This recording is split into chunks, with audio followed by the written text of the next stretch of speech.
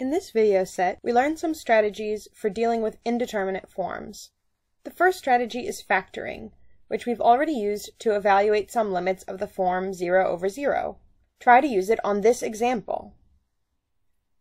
You should have gotten that x minus 3 factors out from the top and bottom, leaving x plus 3 divided by x plus 2. For this simplified quotient, we can use the substitution method, which just gives 6 over 5. In the numerator, we were using the difference of squares, which we already saw back in the pre-calc review video set.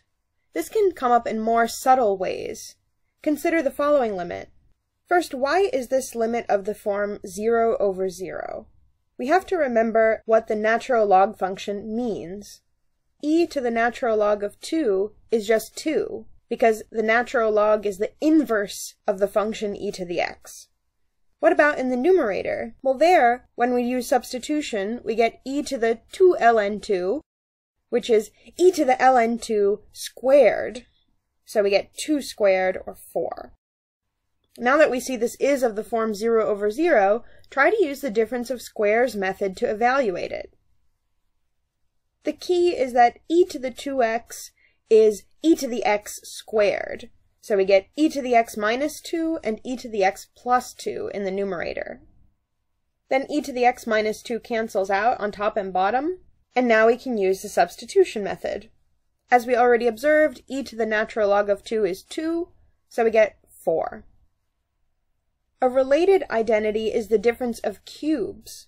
Pause the video and try to use the difference of cubes to calculate this limit. Factoring should give you this, so x minus 2 cancels out in the top and bottom, and then substitution just gives 12/8. For a challenge, try at home to use the difference of cubes to show that this limit equals 3. Factoring is a powerful tool, but we'll still need other strategies. Consider this limit, which is of the form 0 divided by 0. There's no way to directly factor it. However, we can still be inspired by the difference of squares to find a solution. The trick is to do what's called multiplying by the conjugate. In the numerator, where we have a square root minus something, we want to multiply by the square root of the same thing plus that something. But we can only multiply by 1. We're not allowed to just multiply limits by whatever we want. Hence, we multiply by this conjugate in the top and in the bottom. What's the benefit of this? The difference of squares created in the numerator actually equals x minus 7. And so this cancels out with the denominator, leaving us with a limit we can evaluate by the substitution method.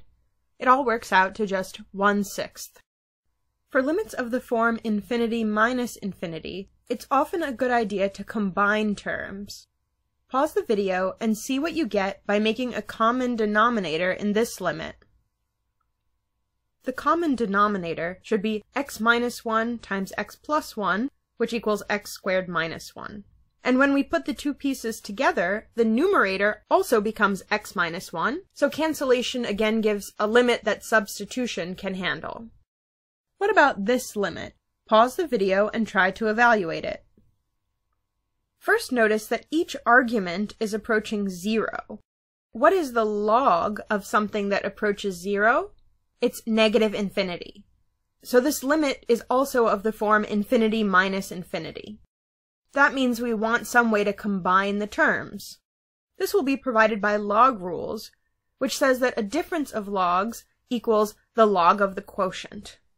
Now factoring and cancellation give us the limit of log base 2 x plus 4. Remember, logs are really asking a question. This log is asking the question, 2 to what power equals 8? So the log base 2 of 8 equals 3, because it is 2 raised to the third power that equals 8. Here are some limits of indeterminate form. Pause the video and try to solve as many as you can. Some are difficult. The first limit is of the form 0 divided by 0, and we'd like to factor it, but we can't really do that until we combine the terms in the numerator. When we make a common denominator inside the numerator, we get this. We end up with a minus h at the very top, and that will cancel out with the h at the very bottom. And then substitution just gives minus 1/25. The second limit is also of the form 0 divided by 0, and it contains square roots, so that suggests you want to try using conjugates. However, there are two different parts with square roots, so which one should you conjugate? The solution is to conjugate both of them. This way, the numerator can combine with this factor to make a sort of difference of squares, and the denominator can combine with this factor. And both of the combinations, both of those differences of squares, become x plus 1. So they'll cancel out, and we're left with this fraction, which we can use the substitution method to evaluate. What's the form of the third equation? Technically, both the top and the bottom limits don't exist because tangent and secant are both going to either plus or minus infinity, depending on which of the one-sided limits you consider. But here we like to think of this as infinity divided by infinity, because they're both growing as theta gets close to pi over 2. It's just maybe growing to plus infinity or maybe growing to minus infinity. Now it's a good idea to look closer at what these two trig functions mean. And when you do that, this is really just the limit of sine theta. So we get sine of pi over 2, which is 1. The last limit is very tricky. Again, we're a little sloppy by saying that this is of the form infinity minus infinity, but that gives us the suggestion to combine terms. And since by definition, both of these things are something divided by cosine, we can combine them to have a common denominator. Now we need an idea. And that idea is going to be inspired again by the difference of squares. Remember the trig identity 1 equals sine squared plus cosine squared. When we rearrange that, we get cosine squared is 1 minus sine squared. Well, that's a difference of squares. It factors into 1 minus sine and 1 plus sine, and those two things will sort of act like conjugates.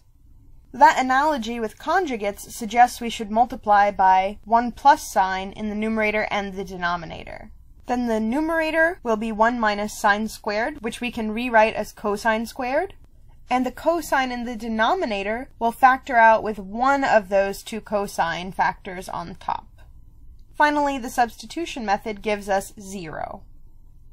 So you can see that we're going to have to use all of these strategies in kind of a flexible way, also combining them with, say, log rules, properties of trig functions, and so on. It's really important to get a lot of practice using these strategies by doing some of the recommended problems.